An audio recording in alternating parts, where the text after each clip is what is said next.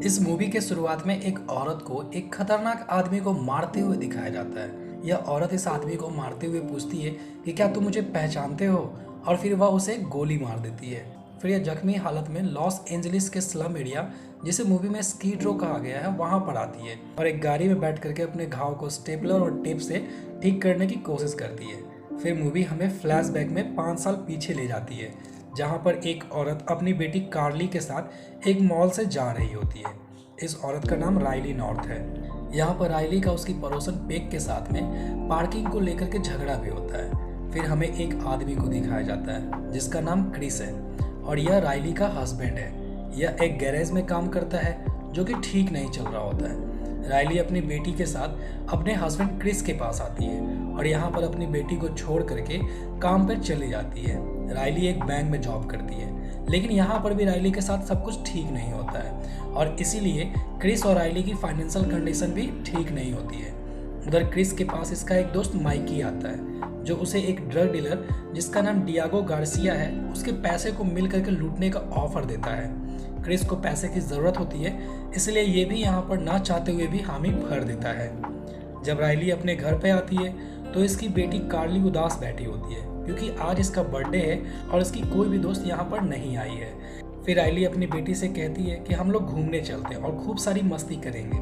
Chris भी Mikey को phone करके पैसे लूटने से मना कर देता है क्योंकि वो अपनी फैमिली से बहुत ज़्यादा प्यार करता है। लेकिन माइकी का फ़ोन नहीं लगता है क्योंकि माइकी को डियागो गार्सिया ने पकड़ लिया होता है और डियागो यहाँ पर माइकी को मार देता है। और चूंकि डियागो समझता है कि माइकी का साथ क्रिस दे रहा था, इसलिए डियागो अपने आदमियों को उसके पीछे लगा देता है। फिर इसके आदमी इसे फ़ोन करके बताते हैं कि क्रिस अपनी फैमिली के साथ यहाँ पर घूम रहा है, इसलिए डियागो अपने आदमियों से कहता है कि क्रिस को मार दो।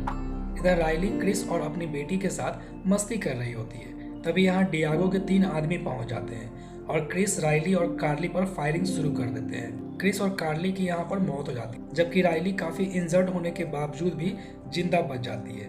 फिर राइली को जब हॉस्पिटल में होश आता है तो यहाँ पर एक पुलिस इंस्पेक्टर जिसका नाम कारमाइकल है, इसका बयान लेने के लिए इसके पास आता है। राइली से कहती है कि मैं उन शूटर्स को पहचान सकती हूँ, और फिर पुलिस स्टेशन में राइली तीनों शूटर्स को पहचान लेती है। यहाँ कारमाइकल राइली की मदद करना चाहता है, लेकिन एक सीनियर इंस्पेक्टर जिसका नाम बेल्ट्रन है इसे सावधान करता है कि यह डियागो के आदमी है और इसमें ज़्यादा उलझने की ज़रूरत नहीं है, नहीं तो तुम मारे जाओगे।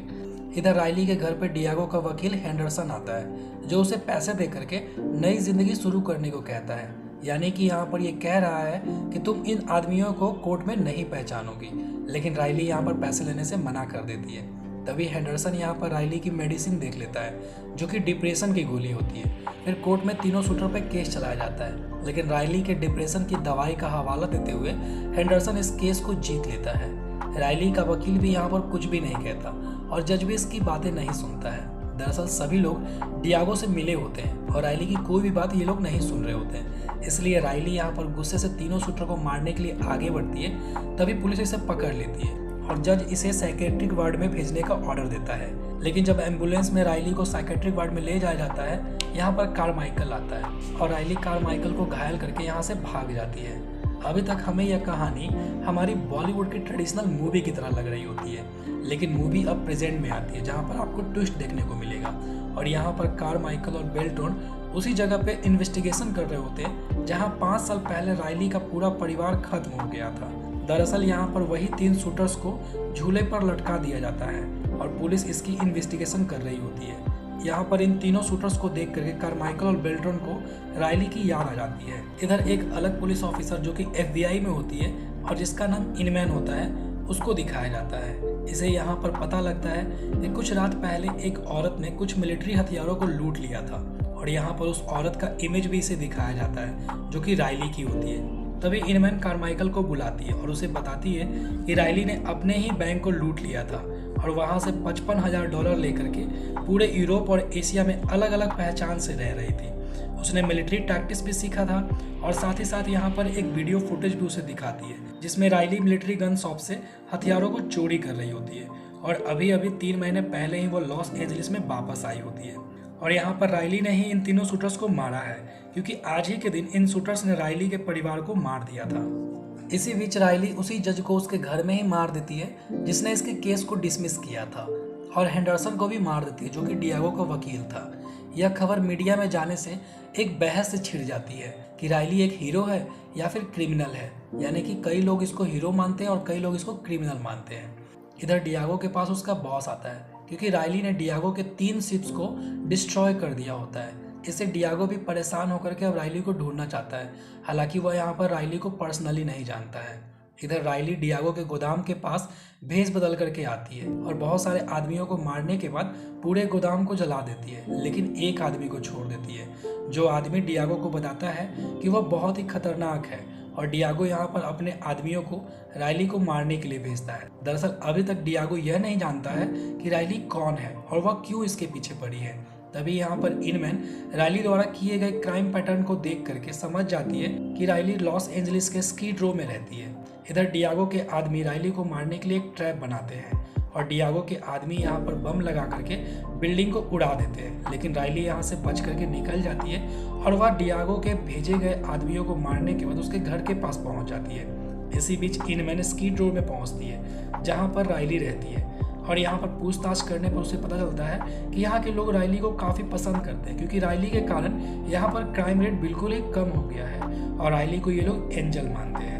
इधर राइली डियागो के घर में घुस करके बहुत सारे आदमियों को मारने लगती है और फाइनली उसका सामना पहली बार डियागो से होता है, और यहाँ पर राइली डियागो को कहती है कि मुझे इंसाफ चाहिए, और उसे वह शूट करने वाली ही होती है तभी डियागो की बेटी यहाँ पर आ जाती है, जिसे देख करके राइली को अपनी बेटी की याद आती है, और इस मौके का फ़ायदा उठा करके डियागो राइली को घायल कर लेता है, लेकिन राइली किसी तरह से यहाँ से बच करके निकल जाती है और अपनी पड़ोसन पेग के पास पहुँचती है। पेग वही औरत है जिसके कारण राइली की बेटी कार्ली के बर्थडे पार्टी में इसके दोस्त नहीं आ पाए थे और इसलिए राइली को बाहर जाना पड़ा था, और फिर उसकी बेटी और पति मारे गए थे, यानी कि कहीं ना कहीं राइली पेग को भी इसका जिम्मेदार मानती है, और यहाँ पर पेग को डरा करके राइली उसकी गाड़ी लेकर के चली जाती है। इधर डियागो के घर पर जब पुलिस छानबीन कर रही होती है तभी बेल्ट्रॉन को यह मालूम होता है कि कार्माइकल दरअसल डियागो के लिए ही काम करता है। फिर इनमैन कार्माइकल को स्कीड रो में मिलने के लिए बुलाती है और उसे वह राइली की गाड़ी में दिखाती है जिसमें बहुत सारे हथियार होते हैं।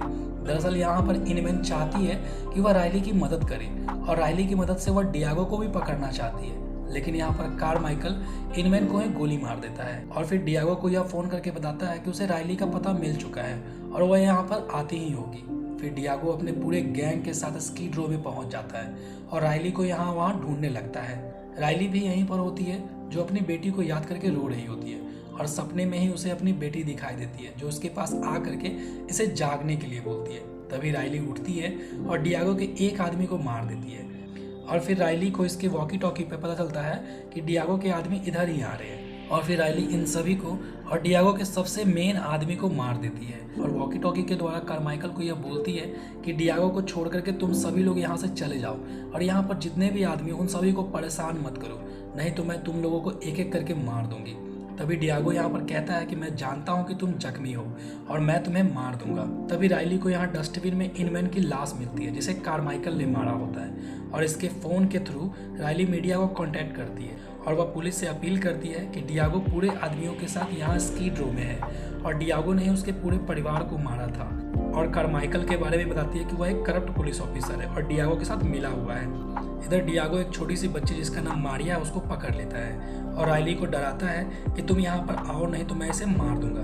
तभी राइली इसके पास आ जाती है और फिर डियागो राइली को मारने लगता है। तभी राइली को यहाँ पर डस्टबिन में एक बंदूक दिखता है और राइली तभी कहती है कि तुम्हें कार्माइकल की बात सुननी चाहिए थी, और तभी पुलिस यहाँ पर पहुँच जाती है और डियागो को लगता है कि कार्माइकल ने इन्हें फ़ोन करके बुलाया है, इसलिए वह कार्माइकल को शूट कर देता है और डियागो यहाँ से भागने लगता है। तभी राइली इसे रोक लेती है और इसे बहुत मारती है और इसे वह शूट करने वाली ही होती है। तभी बेल्ट्रॉन यहाँ पर राइली को रुकने के लिए कहता है और उसे बोलता है कि हम लोग डियागो को इस बार बचने नहीं देंगे, लेकिन राइली को पूरे सिस्टम पे भरोसा नहीं होता है और डियागो भी यहाँ पर उसे ताना मारते हुए कहता है कि तुम्हें मुझसे ज़्यादा दिन तक जेल में रहना होगा, यानी वह जानता है कि वो अपने पैसों के दम पे यहाँ से भाग जाएगा। तभी राइली कहती है कि तुमसे किसने कहा कि हम जेल जा रहे हैं, और डियागो को तभी वो शूट कर देती है। पुलिस भी राइली पे फायरिंग करने लगती है लेकिन बेल्ट्रॉन इन्हें रोक देता है, लेकिन राइली यहाँ से भी बच करके भाग जाती है।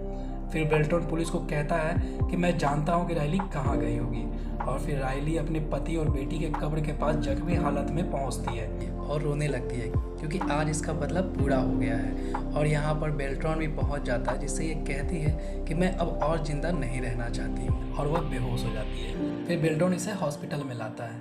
इधर मीडिया पर भी बहस हो रही होती है कि राइली को इंसाफ दो, लेकिन पुलिस वाले कहते हैं कि राइली एक क्रिमिनल है और इसे इसकी सज़ा ज़रूर मिलेगी।